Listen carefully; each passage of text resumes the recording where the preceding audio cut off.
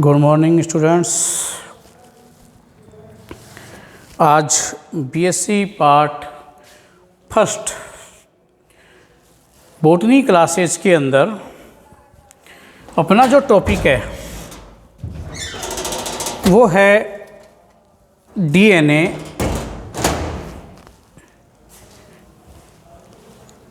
की संरचना। तो जो अपना टॉपिक है वो तो कौन सा हो गया भाई, स्ट्रक्चर ऑफ डीएनए।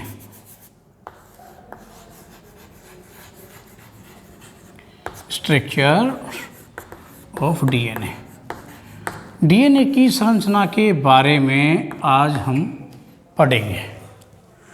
तो भाई डीएनए होता क्या है, सबसे पहले तो अपन को यही बातों के बारे में जानकारी है। तो डीएनए क्या है, रासायनिक संगठन के अनुसार देखें तो ये क्या है, एक रेखीय बहुलक है। क्या है ये, क्या होते हैं ये,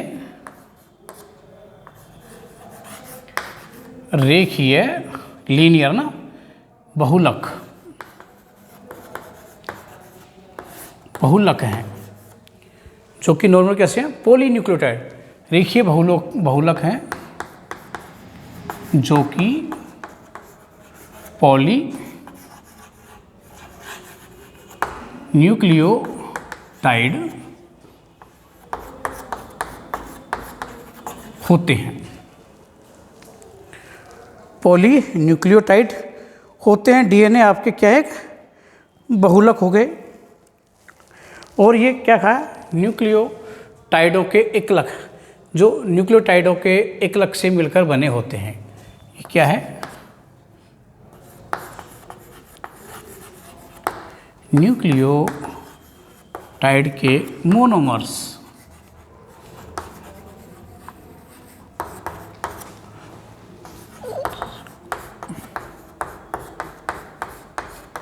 मोनोमर से बने होते हैं। ये सामान्यतः इस प्रकार के आपके पाए जाते हैं। अब इनका हम मेन जो पढ़ना है वो हम पढ़ते हैं इसका रासायनिक संगठन पूरा कैसा होता है। तो मेन जो टॉपिक आपका क्या हो गया, रासायनिक संगठन। देखो केमिकल स्ट्रक्चर के रासायनिक संगठन।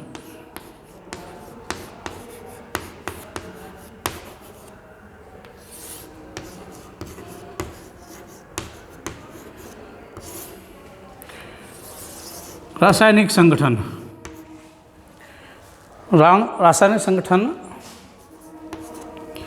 रासायनिक संगठन के अंदर ये किस किस से मिलकर बना होता है, क्या आपके होते हैं।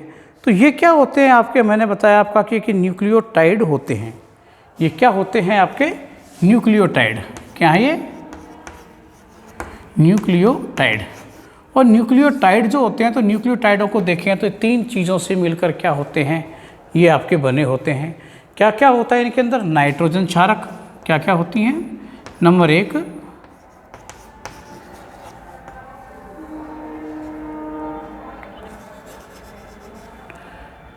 नाइट्रोजन बेस, मैं अलग से लिख देता हूँ इनको, यहाँ पर तीनों को एक अलग अलग पढ़ना। नंबर 1 नाइट्रोजन, क्या हो गया, नाइट्रोजन क्षारक। नाइट्रोजन क्षारक आपका नाइट्रोजन बेस।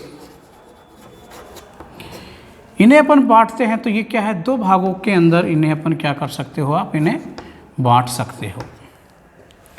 दो प्रकार की होती हैं। दो प्रकार की कौन कौन सी हैं, एक तो होता है आपका, इसमें नाइट्रोजन क्षारकों को दो भागों में बांटेंगे अपन, तो दो प्रकार के, एक तो पिरिमिडिन, एक फ्यूरिन। मैं बाद में लेता हूँ, पहले तीनों भाग बता देता हूँ मैं। दूसरा होता है इसके अंदर पेंटोज शर्करा, शर्करा ही लिख दो केवल, क्या होता है, शुगर। जो भी वो कैसी होती है, पेंटोज प्रकार की, पेंटोज शुगर पाई जाती है। कौन सी पाई जाती है, अभी बात करेंगे अपन। तीसरा होता है फास्फोरिक एसिड, फास्फोरिक एसिड जो कि फॉस्फेट के रूप में पाया जाता है। फॉस्फेट के रूप में क्या होगा, ये पाया जाएगा। कौन सा होता है, उसके बारे में अपन डिटेल से यहाँ पर पढ़ने वाले हैं। तो ये तीन चीज़ों से मिलकर बनता है आपका न्यूक्लियोटाइड। तो रासायनिक संगठन में क्या होते हैं, ये 3 प्रकार के कंपोनेंट हैं जो क्या होते हैं आपके पाए जाते हैं। नाइट्रोजन क्षारक पाई जाएगी, शुगर पाई जाएगी और फास्फोरिक एसिड पाया जाएगा। हम यहाँ पर अब इसको अलग अलग को पढ़ते हैं क्या है ये सारे। तो सबसे पहले बात करें अपन इसके अंदर शुगर की करते हैं, क्योंकि यहाँ पर डीऑक्सीराइबोज शर्करा जो पाई जाती है क्या है उसके बारे में भी बताना आपको बहुत ज़रूरी है कि ये क्या होती है। भाई अपन इसको क्या कहते हैं, डीएनए। और डीएनए का नाम क्या है पूरा, मैं एक बार ये लिख देता हूँ, फिर समझाएंगे कि डीएनए क्यों कहते हैं, डीएनए कहने की आवश्यकता क्यों पड़ी, क्या मजबूरी है इसको। तो डीएनए की फुल फॉर्म है वो क्या होती है, deoxyribose sugar, deoxyribose nucleic acid, nucleic acid. तो हमें ये डीऑक्सीराइबोज के बारे में भी शुगर से आएगा। तो इसमें जो शर्करा पाई जाती है, इसके अंदर जो शुगर पाई जाती है वो कैसी पाई जाती है, पेंटोज प्रकार की। पेंटोज प्रकार का मतलब होता है इसके अंदर कार्बन के कितने अणु होते हैं, कार्बन के 5 अणु होते हैं। इस शर्करा में क्या होते हैं, कार्बन के 5 अणु पाए जाते हैं आपके। और ये जो 5 अणु पाए जाते हैं किस प्रकार से ये व्यवस्थित होता है, तो मैं शर्करा अणु की संरचना आपको बताता हूँ किस प्रकार की शर्करा के अणु पाए जाते हैं। यहाँ देखो, एक ऑक्सीजन का अणु है जो 5 कार्बन के परमाणु, इसमें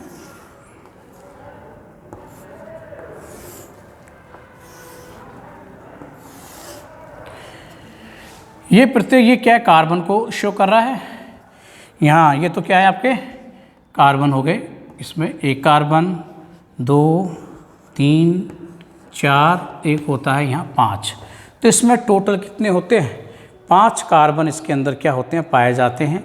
और इन सभी कार्बनों के ऊपर क्या होता है, H और OH अणु आपके क्या होते हैं लगे हुए पाए जाते हैं।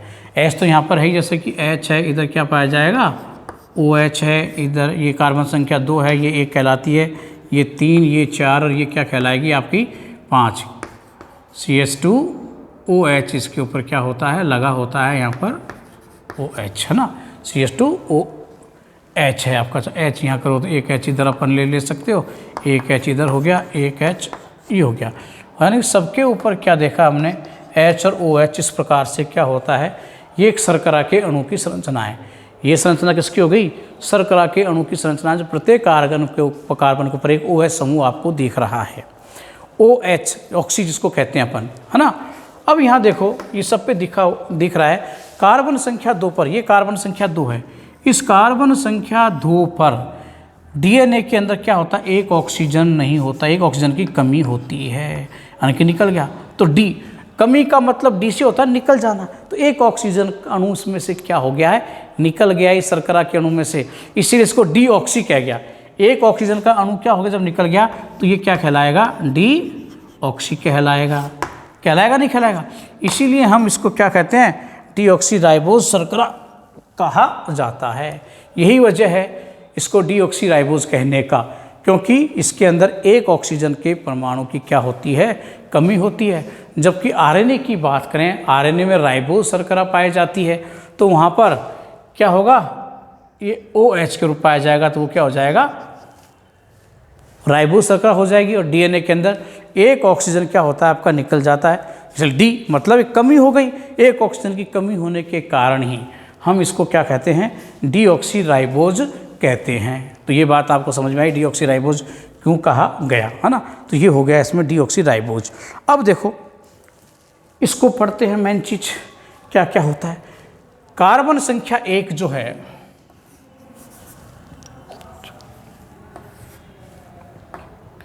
कार्बन संख्या 1 जो है ये हमेशा क्या होता है आपका, किसके द्वारा, नाइट्रोजन क्षारकों के द्वारा जुड़ा होता है। कार्बन संख्या 1 पर क्या जुड़ती है, नाइट्रोजन क्षारक जुड़ते हैं।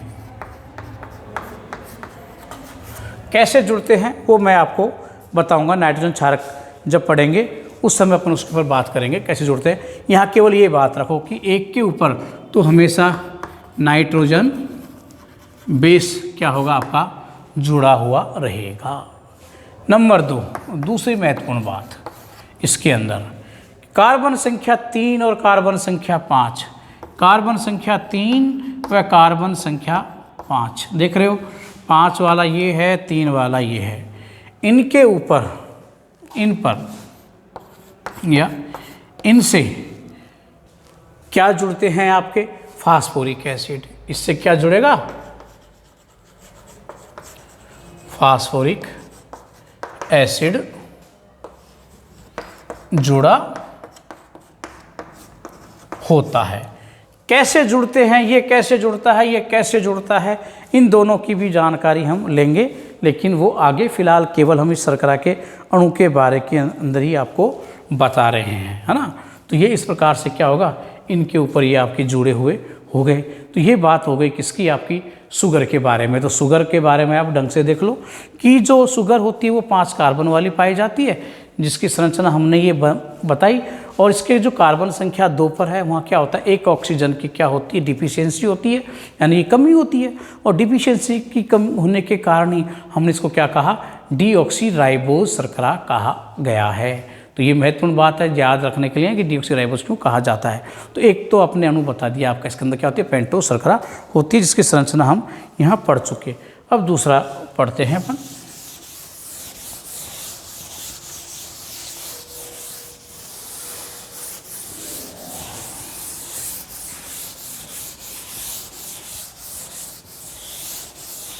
नेक्स्ट है नाइट्रोजन क्षारक। अगले क्या है आपके पास, नाइट्रोजन क्षारक।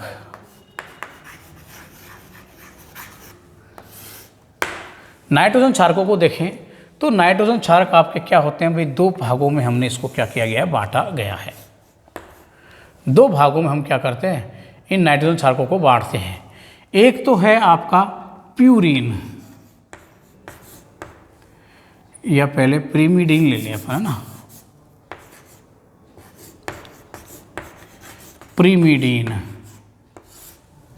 और एक है प्यूरीन।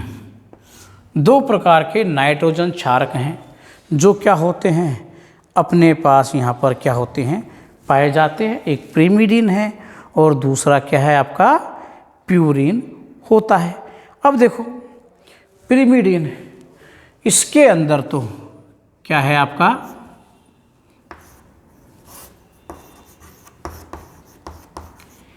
केवल एक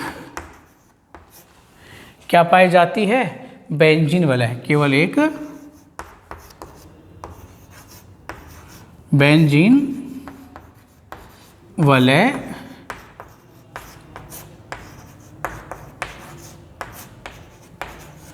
पाई जाती है।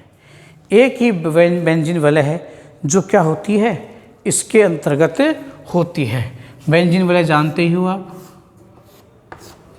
ये, और इसके कार्बन संख्या 1 पर, यहाँ कार्बन संख्या 1 होता है ना, यहाँ पर नाइट्रोजन लगी होती है आपकी। तो यहाँ पर क्या होगी, एक नाइट्रोजन यहाँ पाई जाएगी। हो गया, तो इस प्रकार की हो गई। अब ये जो प्रीमिडीन है, ये प्रीमिडीन भी कितने प्रकार की होती हैं, अगर इनकी अगर बात करें तो यहाँ पर एक तो हमने देख लिया कि इस पर केवल एक बेंजीन की वलय पाई जाती है। और इसके अंदर प्रीमिडीन कितने प्रकार की होती हैं, नॉर्मली 3 प्रकार की प्रीमिडीन्स क्या होती हैं, आप यहाँ देखने को आपको मिलेंगी। साइटोसिन, 3 प्रकार की प्रीमिडीन्स हैं। तो ये कितने प्रकार की होती हैं आपकी, 3 प्रकार की। नंबर 1 साइटोसिन, इसे हम सी के द्वारा प्रेजेंट करते हैं। नंबर 2 थाइमिन, इसे हम टी के द्वारा प्रेजेंट करते हैं। नंबर 3 यूरेसिल, जिसे हम यू के द्वारा प्रेजेंट करते हैं। ये जो ऊपर वाली दोनों हैं, ये ऊपर वाली दोनों तो किस में पाई जाती हैं, डीएनए में पाई जाती हैं। और ये किस में पाई जाती है, आरएनए के अंदर होती है। ये किस में होती है, आरएनए में।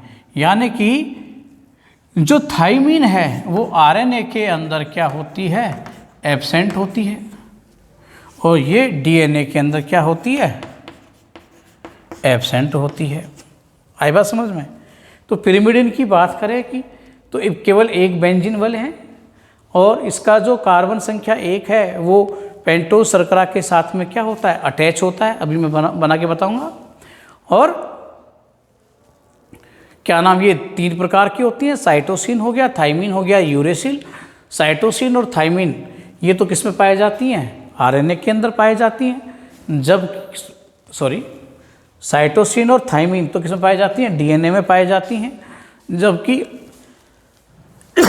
आरएनए के अंदर क्या होता है, थाइमीन अनुपस्थित होता है। थाइमीन के स्थान पर यूरेसिल नाइट्रोजन बेस क्या होता है, वहाँ पाया जाता है।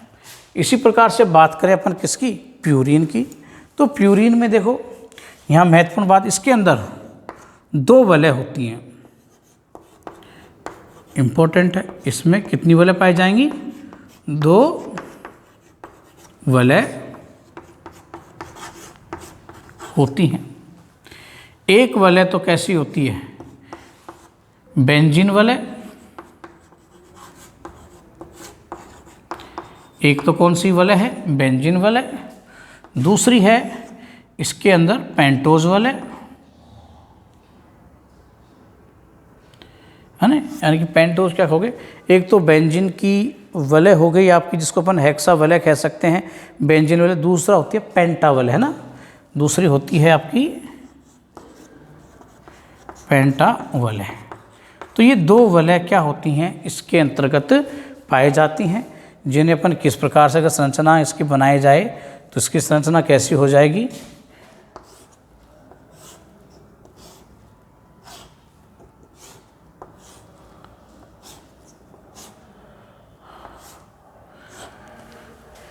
ये एक बेंजीन वलय हो गई, एक वो पेंटा वलय हो गई, 2।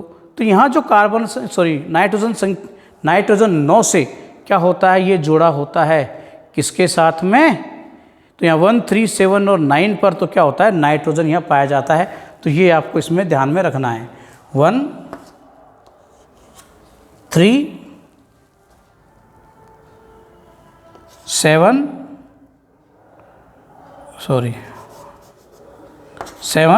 और 9, इन पे तो पाया जाता है। यानी कि 1, 3, 7, 9 पर तो क्या होता है, नाइट्रोजन होता है, इनके ऊपर ये नाइट्रोजन होता है। और 9वां जो नाइट्रोजन 9 है, ये किससे, पेंटोज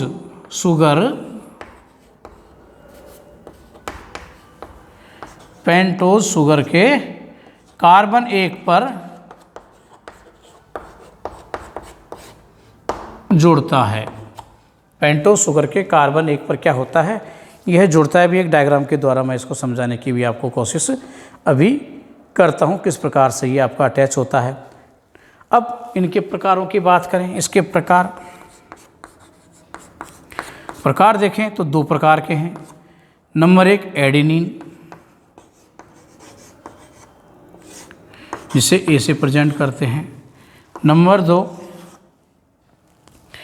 क्या बच गया आपके पास, गुएनिन रहेगी। गुएनिन हो गया, गुएनिन, जिसे हम जी से प्रेजेंट करते हैं। तो ये हो गए आपके दोनों के दोनों क्या होते हैं, डीएनए व आरएनए दोनों के अंदर क्या होते हैं, समान रूप से आपके पाए जाते हैं। तो ये हो गई आपकी नाइट्रोजन क्षारक जो पाए जाती हैं किसके अंदर, डीएनए के अंदर। किस प्रकार से ये अटैच करती हैं वो भी मैं आपको डायग्रामेटिक रूप से समझाने की कोशिश करता हूँ। तो देखो,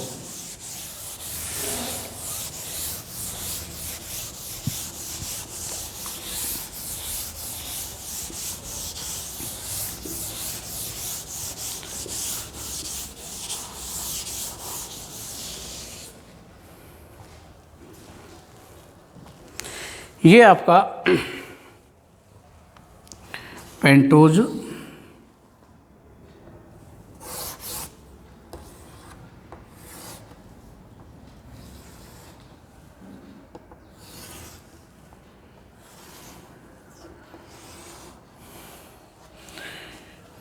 ये है कार्बन 1।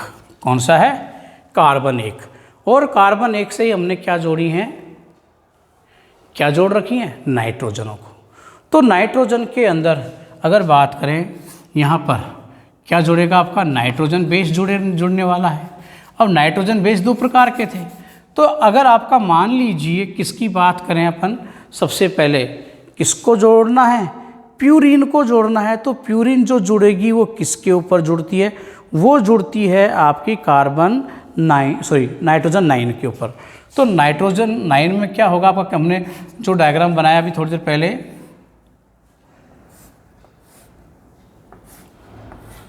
एक हेक्सावल है, एक पेंटावल है। कार्बन 1 का यहाँ पर कार्बन 1 शुरू होता है ना, यहाँ नाइट्रोजन 1 है, यहाँ पर नाइट्रोजन 1, नाइट्रोजन 3 पे आ गया, 1 हो गया, 3 हो गया, और आपका ये 6 हो गया,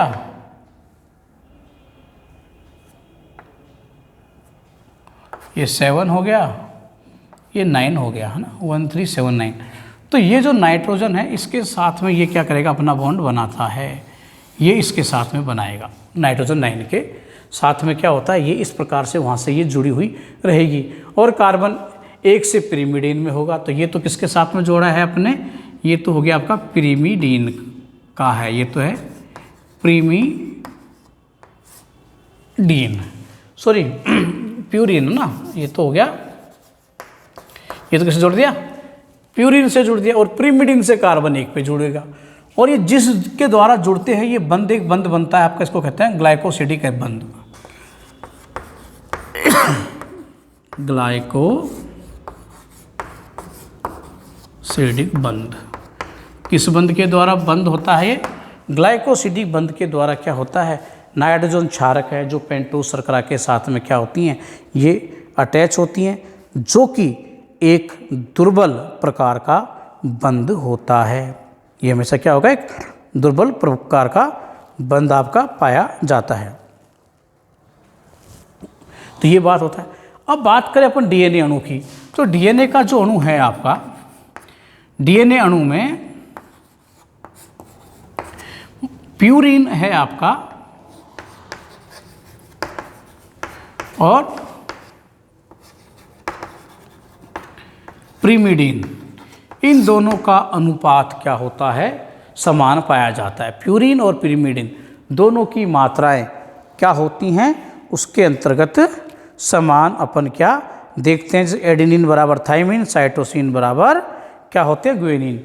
यानी कि एडेनिन है वो बराबर किसके? थाइमिन, और साइटोसिन है वो बराबर किसके हो गया? ग्वानिन, है ना। एडेनिन थाइमिन के और साइटोसिन ग्वानिन के बराबर होता है।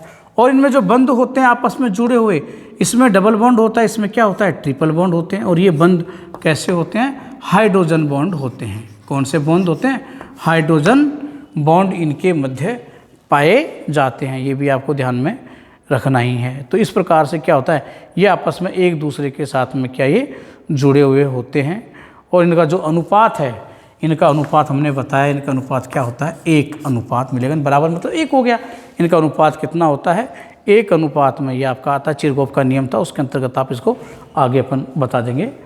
तो ये इस प्रकार से क्या होता है? इसका नाइट्रोजन क्षारक आपके ये पाए जाते हैं। तो ये बात हुई आपकी नाइट्रोजन क्षारकों की।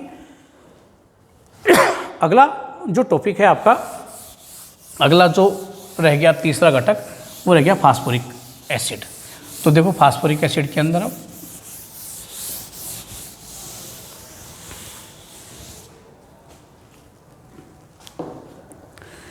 नेक्स्ट है फास्फोरिक एसिड।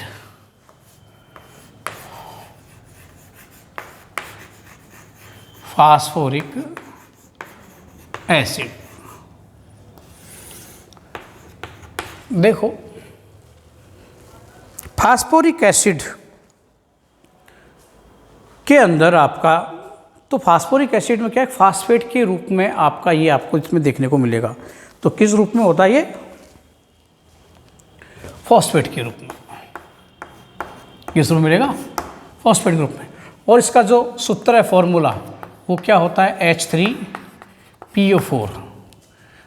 सूत्र क्या होता है? H3PO4। इस अम्ल के अंदर इसकी संरचना को अगर देखें, इसकी संरचना बनाएं अपन, तो इसकी संरचना देखो किस प्रकार की होती है। P सेंटर में होता है, O, OH, OH, यानी ढंग से बना देते हैं, OH और OH, ये इसकी संरचना होती है H3PO4। ये इस अणु की क्या है, आपकी संरचना है। यहाँ पर ये जो एसिड ग्रुप है आपके 3 ग्रुप से ना, 1 2 1 3, 2 तो जुड़े होते हैं किसके साथ में, पेंटोस रचना के साथ में, यानी कि 1। तो इसमें क्या है, phosphoric acid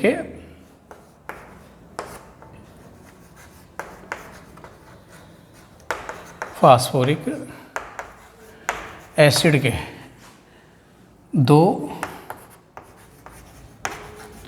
acid group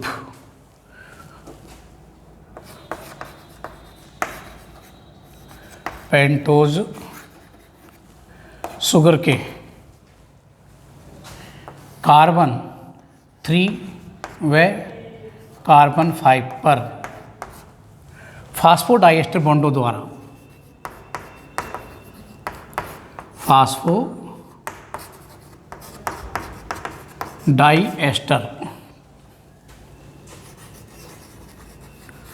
bond से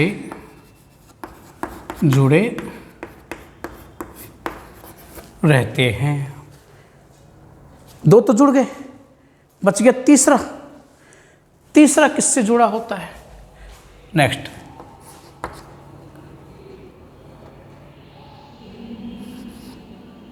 थर्ड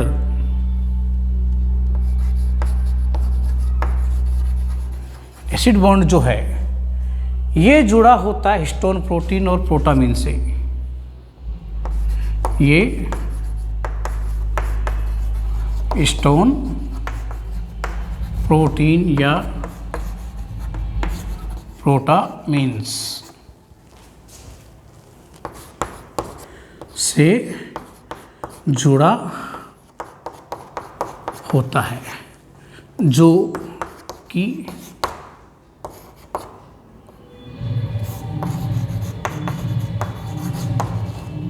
आयनिक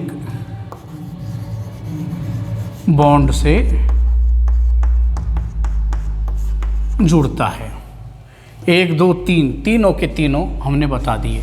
ये 2 तो किसके द्वारा हो गए, फास्फोडाइएस्टर बॉन्ड से जुड़ते हैं। और ये तीसरा जो है ये किससे, आयनिक बॉन्ड के द्वारा आपका क्या जुड़ा हुआ होता है। इस प्रकार से ये क्या होते हैं, आपके जुड़े होते हैं। आई बात समझ में, कैसे जुड़ते हैं हम इसकी भी संरचना के द्वारा समझाने की कोशिश करते हैं आपको। देखिए किस प्रकार से अटैच होते हैं, ये आप लिख सकते हो, देख सकते हो इसको। क्योंकि देखो ये बेसिक चीज़ें हैं, अगर जब तक आप इन बेसिक चीज़ों को सही प्रकार से समझोगे नहीं तो कंपटीशन की एग्ज़ाम के अंदर अपन प्रश्नों के उत्तर सही प्रकार से दे नहीं पाते हैं। कौन सा कहाँ जुड़ा होता है, फास्फोडाइएस्टर बना कैसे, क्या है, अभी अपन बताते हैं आपको। तो सबसे पहले हम पेंटोज शुगर की संरचना पुनः बनाते हैं, जैसे पहले बनाई थी वापस भी इसको बनाना पड़ेगा। देखो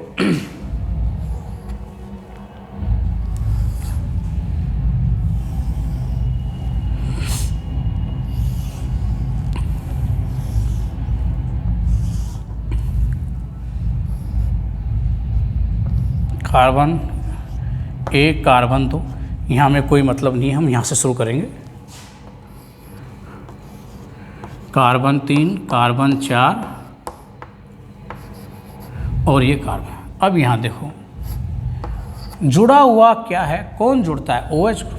यहाँ आपका P था, यहाँ पर ये जुड़ गया, एक डबल बॉन्ड ये हो गया, एक डबल बॉन्ड आपका एक सिंगल ये आ गया और एक ये आ गया आपका, एक तो ये जुड़ गया। कार्बन संख्या 3 पे देखो सेम कंडीशन हो गई, एक ये जुड़ गया, ये P हो गया, ये O हो गया, इधर आपका OH है और ये OH, ये जो बॉन्ड हैं आपके, इन्हें कहते हैं फास्फो, यानी ये क्या है, फास्फो एस्टर बॉन्ड है। ये क्या कहलाते हैं, फास्फो एस्टर बंध। और ये भी क्या कहलाता है, फास्फो एस्टर बॉन्ड। इन दोनों को एक और एक दो हो गए ना, एक बंद ये हो गया और एक हो गया, दो हो गए, इसीलिए इनको क्या कह दिया हमने, फास्फो डाई एस्टर बॉन्ड। तो इस प्रकार से ये फास्फोडाइएस्टर बॉन्ड के द्वारा क्या जुड़े हो गए ना, एक ये दो आपके क्या, एक कार्बन संख्या 3 के द्वारा जुड़ता है, एक कार्बन संख्या 2 के द्वारा जुड़ा होता है, बाकी का बचा कुचा एक है जो आपका किसके द्वारा जुड़ेगा, वो किसके साथ में अटैच हो जाएगा, वो अटैच हो जाता है किसके साथ में, एस्टर बॉन्ड, क्या नाम आपका, हिस्टोन प्रोटीन के साथ में। तो ये इस प्रकार ये आपकी संरचना हो गई कौन सी, डीएनए की रासायनिक संगठन के तत्व घटक हमने क्या कर दिए, आपको बता दिए। आगे नेक्स्ट टाइम पर